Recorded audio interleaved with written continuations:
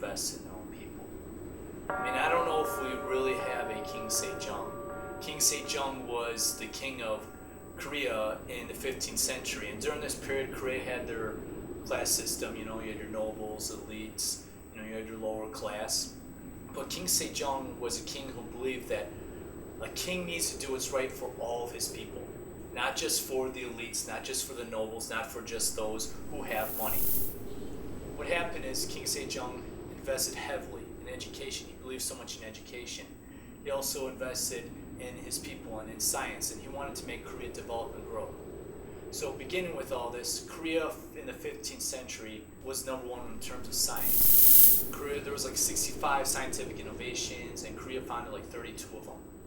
King Sejong, cared a lot about the farmers, and so what he did him and his regime, they invented the rain gauge to go ahead and help measure precipitation to help the farmers. And the farmers, they weren't part of the elitist class. But maybe the most important item he did to help all of Korea is he invented the alphabet called Hangul. And back then, a lot of laws were written in Chinese. And if you were poor, you did not have, or you weren't educated properly to go ahead and read the laws. So this language was created for everyone to read, and all the sounds could be incorporated in the Korean language. The history between Latin American countries and America is rough if you're looking at it from a Latin American perspective. The corporations, they ran so much money in America, whether it's oil or farming. And corporations, with help from the CIA, they would basically say, okay, you do it our way or face the consequences. Some of these consequences were either assassination or a coup d'etat.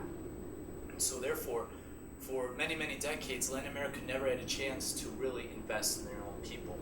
America, they don't invest in their own people. Why? Because of Citizens United, the rich, the elite, the billionaires are able to have their influence, dump their money into Congress without being accounted for. As a result, Congress bows and prays. They worship those money, and they don't care about the rest of the people of America. So what do we got here? Because of this political influence, and items are not being invested in for the people.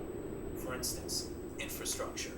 All right, the ASCE labeled the United States, or gave a grade for the United States infrastructure as D+. Roads are crumbling. Buildings are not being built anymore. All right, they're not being maintained. Also, education. Student loan debt in the United States is $1 trillion. All right, many other places, education is either free or much, much cheaper in the developed world. And not much is being invested into education, and people can grow. For every dollar invested in education, $7 comes back. Will we ever have another King Sejong? King Sejong who stood up to elites, he stood up to the powerful. Well, are there any King Sejongs that don't care about the powerful, don't care about the elites, don't care about how much money you have, and wants to invest in their own people?